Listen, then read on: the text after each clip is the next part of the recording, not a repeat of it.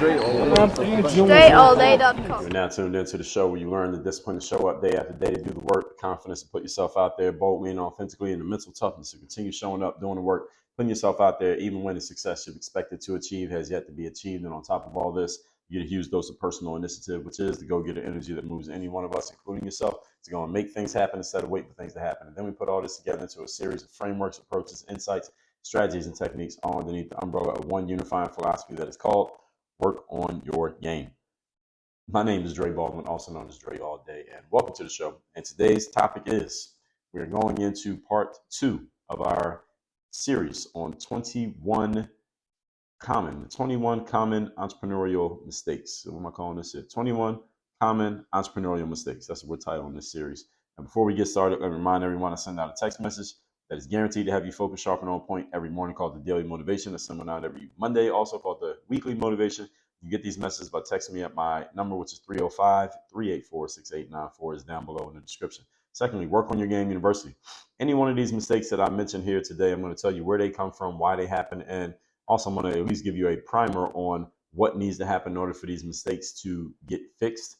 And you want to really dig into getting these mistakes fixed, and not only the what, but the how and the why and the process for fixing these mistakes, and putting your business in such a place that these mistakes never come up again, that these problems don't just pop back up, kind of like a flat tire that goes flat again. You don't want that to keep happening.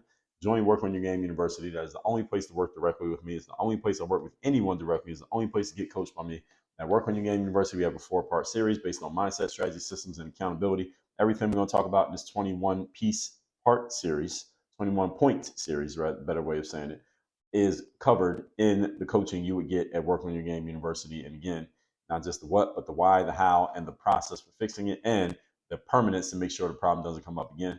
And that link, workonyourgameuniversity.com, link is in the description as well.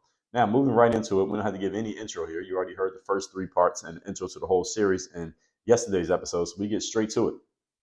We are picking up on number 4 of the 21 key, biggest, most common entrepreneurial mistakes that I see in entrepreneurs in business. Number 4, poor grasp of the principles and fundamentals of business.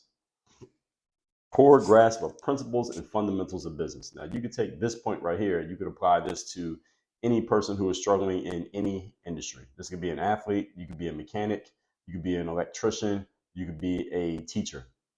When you have a poor grasp of the principles and fundamentals of your work, then you will struggle. You will have challenges and things will continually break simply because you don't know the basics. That's when I say principles and fundamentals, that means the basics. This smaller word means the same thing.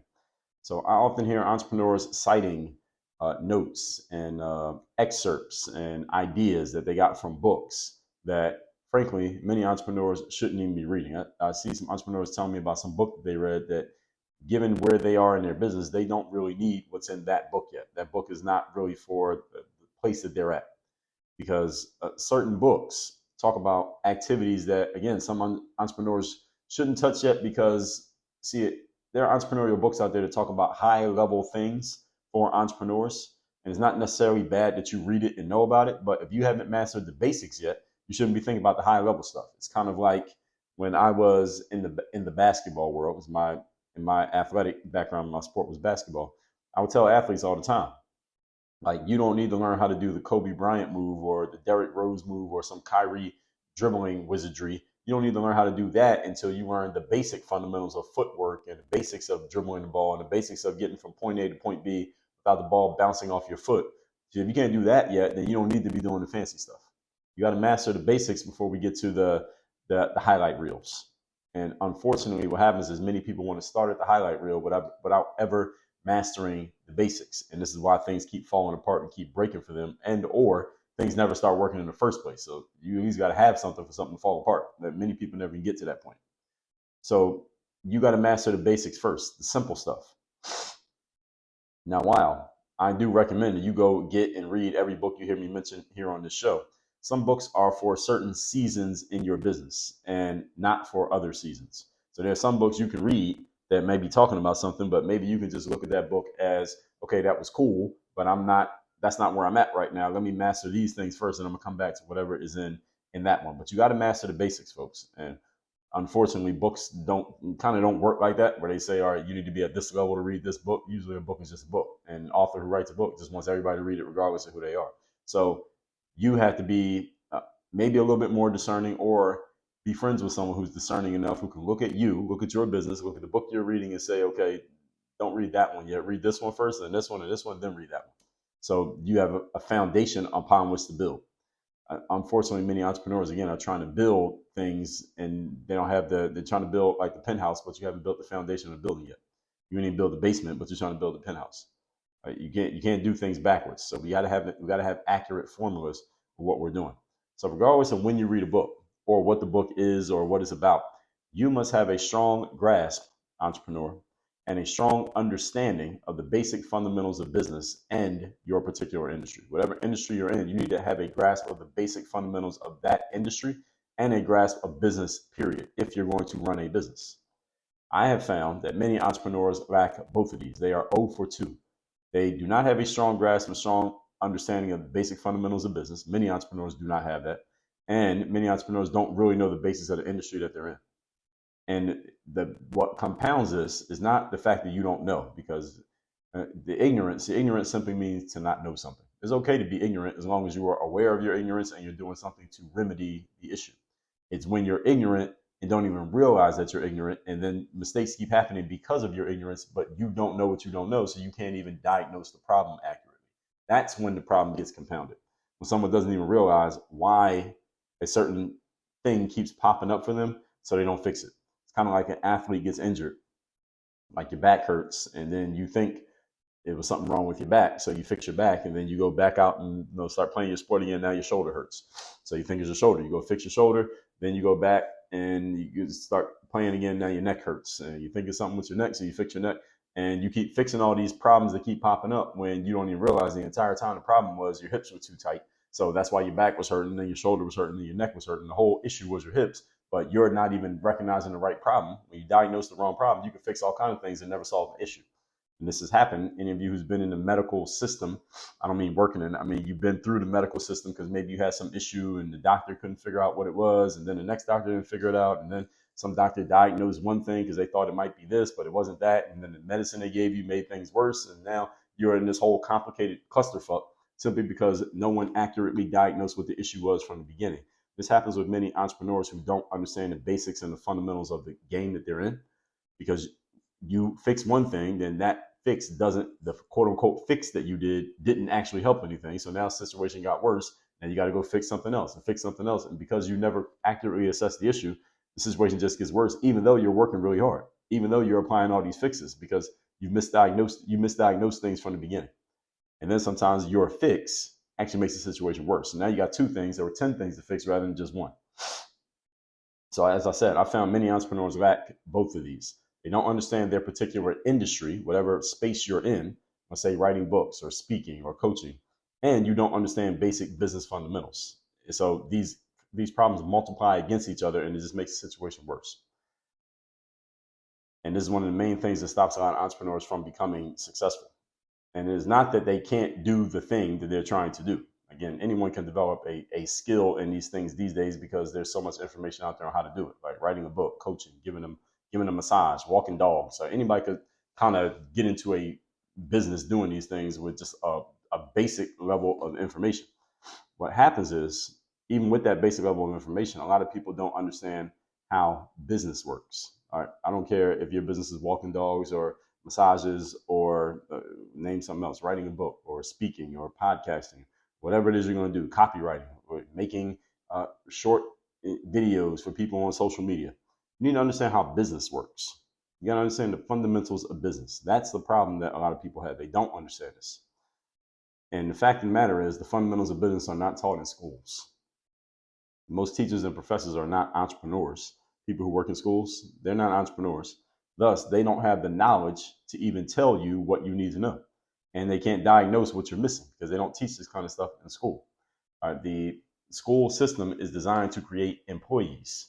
So the reason why, I've recently heard somebody say this, and it makes perfect sense, it's a very clear point, that schools don't teach entrepreneurship. The reason they don't teach you to be an entrepreneur, they don't even teach you basics of being financially free. They don't teach you things like investing or putting money aside for your future generations. They don't teach you any of those kind of things that could lead to any form of financial and just mental or even physical freedom. The reason they don't teach this stuff is because if you knew how to do these things, then you probably would not go through their system, which is the pipeline from school to employment to 40 to 60 years of working to retiring on 40% of what you were barely getting by on while you were working. They don't want you to learn that, because then who's going to do the jobs? Who's going to go work 40, 50, 60 hours a week at these companies? It won't be us, because we're going to have all this knowledge on how to be free, how to run our own businesses, how to make our own money, how to make sure our next generations are secure. If you knew how to do all that stuff and school taught it for 12 years, that's kindergarten through 12, and then add college on. So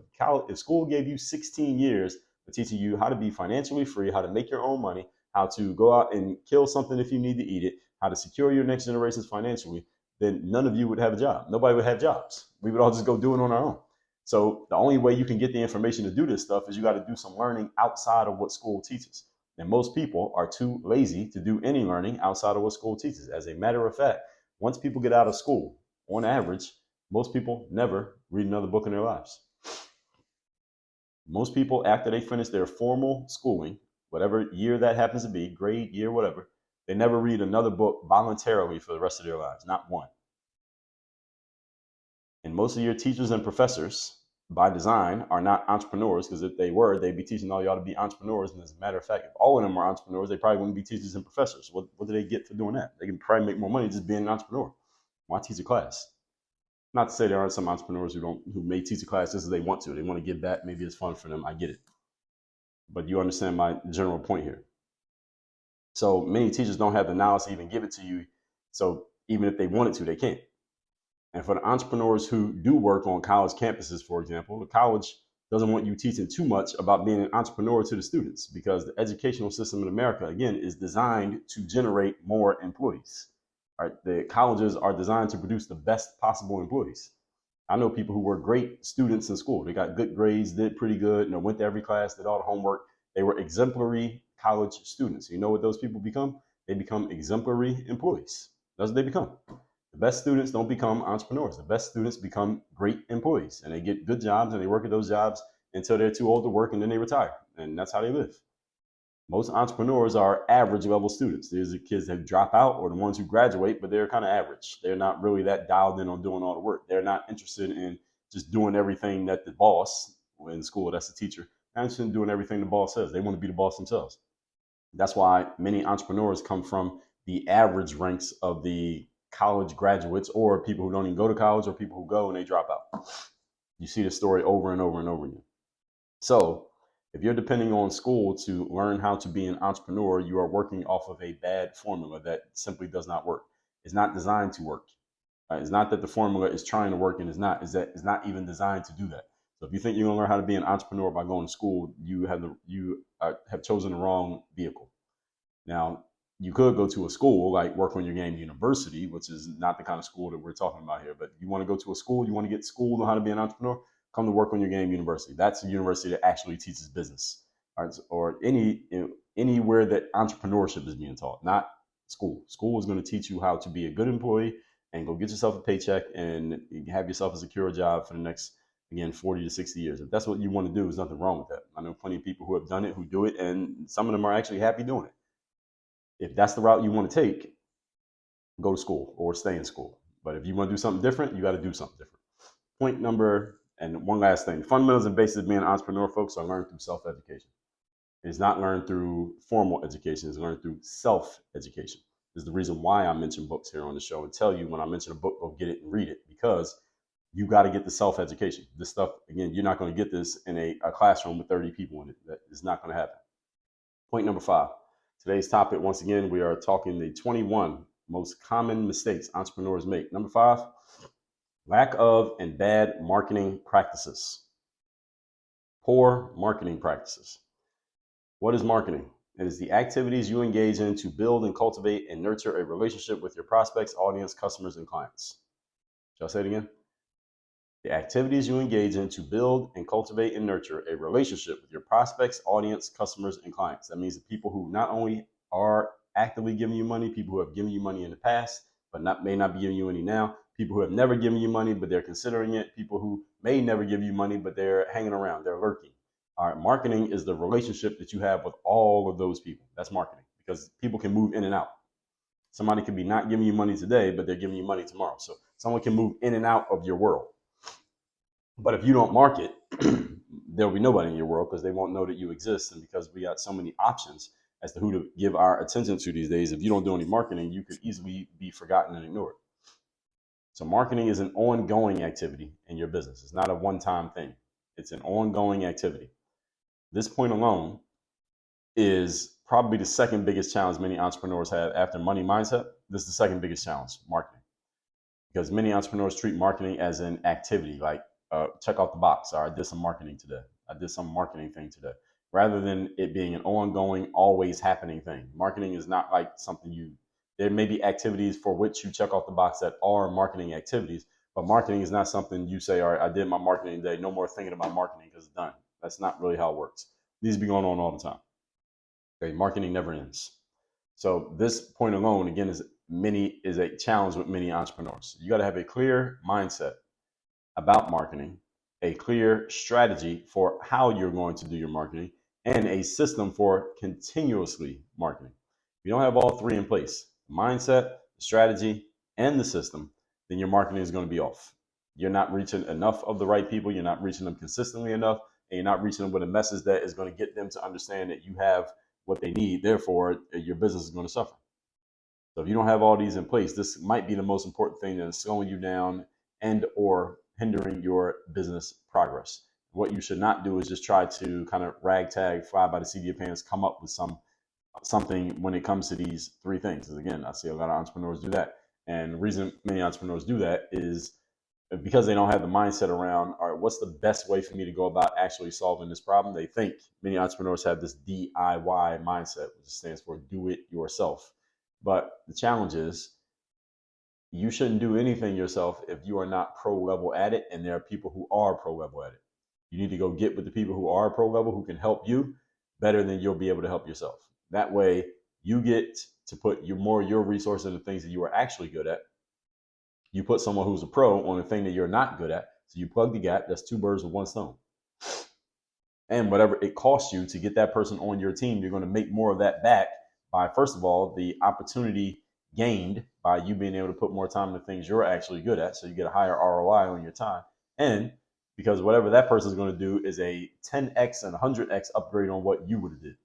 All right, you understand? So this is why it's an investment, but it pays you back. See, investments pay you back. It's not a cost, it's an investment. These things pay you back. So this can be the most important thing for some of you in business. Point number 6.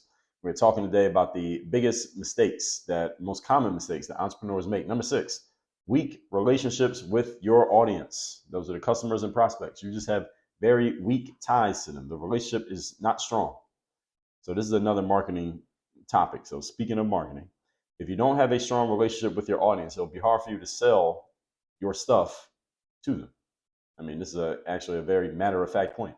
You don't have a strong relationship with people, they're probably not going to buy your stuff. All right, people like to do business with people who they know, like, and trust. All of it. That applies to all of us. We like to spend money with people we know, like, and trust. Even companies that we know, like, and trust. I mean, Apple is not a person, it's a company. Nike is not a person. Google is not a person. Amazon is not a person. But many of us do business with those companies on a regular basis because we like what the company represents. The entity of the company is a quote unquote person to us. And any businesses that are fronted by an actual human, the ones that we spend money with are the ones where we feel like we know, like, and trust the person, whoever that person or people happen to be. People want to do business with people that they know.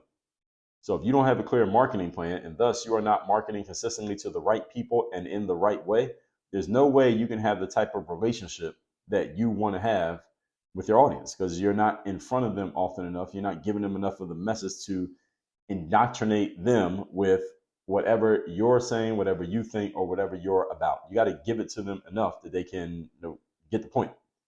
They need to know what it is. And you got to keep giving it to them so they don't forget, because again, think of how many other people are out there trying to get the attention of your prospect. Everybody's trying to get their attention. So you got to be marketing consistently to the right people, doing it the right way, and building, then maintaining that relationship.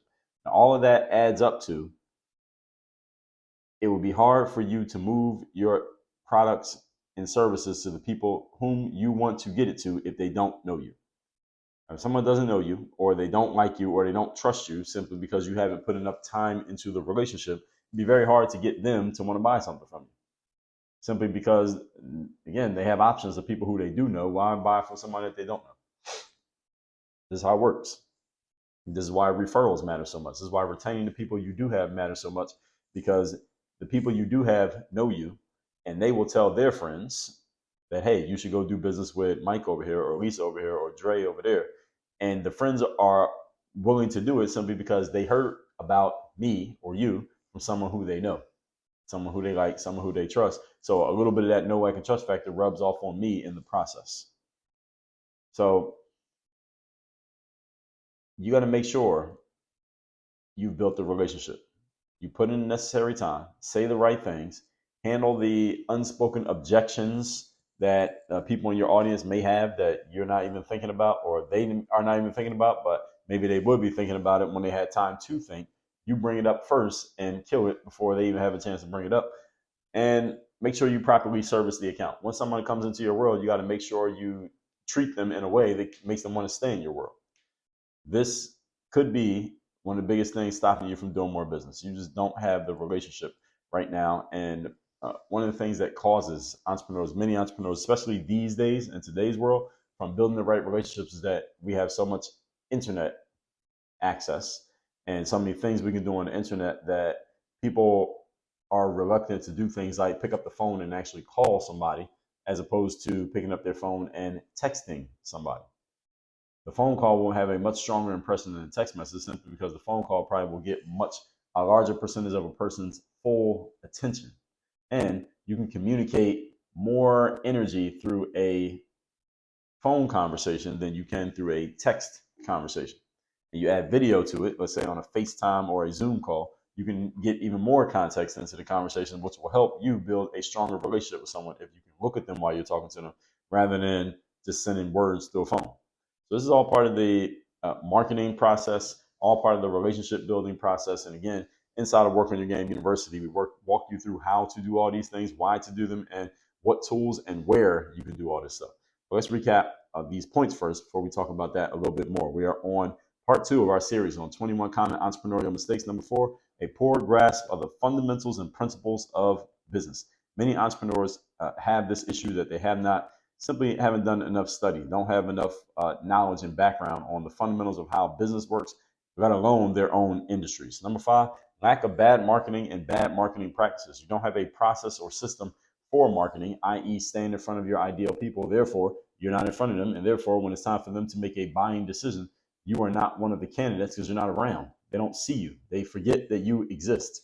And you allowed this to happen because you don't have a marketing strategy. That's why in the university, strategy is the second part of our 4-part framework. You're going to have a strategy for what you are doing, when you're doing it, where you're doing it, how you're doing it, and you're going to know why you are doing it. And part number 6, weak relationships with your audience. This is connected to the marketing. Your audience are your customers and your prospects. Those are people who could possibly buy from you and people who have already or are currently buying from you. You got to have a strong relationship with these people. All right. These days, again, it's very easy to do things digitally, very easy to do things passively. It is better to get active in your engagements with the people in your audience. Yes, it takes more time. Yes, it does not scale as easily, or it may not scale at all, but it produces a higher return on investment, and you don't have to do as much. You can do less of it, but you will get a higher return from it. And remember, folks, that the opportunity is always in the opposites. Look around at what most people are trying to do. Ask yourself, what's the opposite of all the stuff that they're trying to do? There's an opportunity lying somewhere in there, but you got to look for it. And you also got to have the courage to stand on it once you start. And maybe it doesn't pop off immediately the way you thought it would, but the opportunity is there. Trust me. Now, in workonyourgameuniversity.com, I will show you exactly how to how to create that opportunity for yourself, how to apply it in your particular business for your specific area, your specific situation. I will walk with you through how to do that. Again, go to workonyourgameuniversity.com. Also, text me, see you in my text community. My number is 305-384-6894. Work on your game. Dre, all